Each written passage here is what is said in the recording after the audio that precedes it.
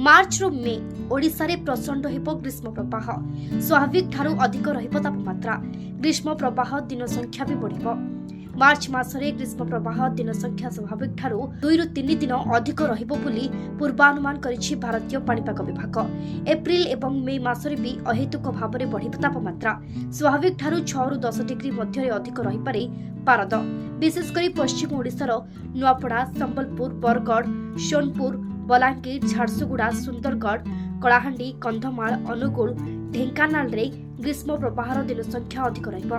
2024 तुलना रे 2025 रे संगीत स्थिति हेबो बोली आकलन करिछि पाणीपाग केन्द्र। राजधानी भुवनेश्वर भी तापमात्रा स्वाभाविक ठारू यथेष्ट अधिक रहिबो। सेपटे आसंता 5 दिन पर्यंत राज्य रे ताती वृद्धि पाइबो।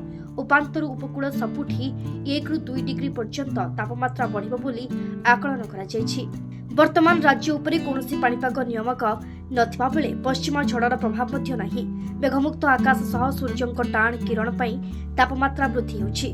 गतकाली दिन 2:30 सुधा झारसुगुड़ा रे 36.4 डिग्री तापमात्रा रेकर्ड होइतबा बेले आज 37.4 degree record होइछि।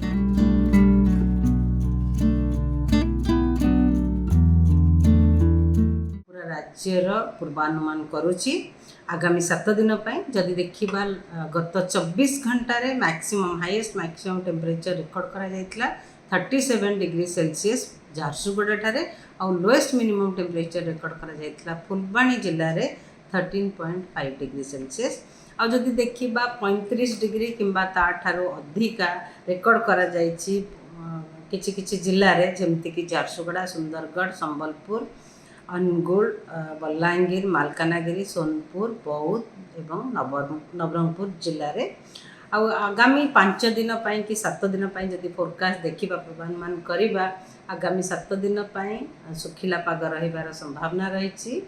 Bureau report UBC Odia.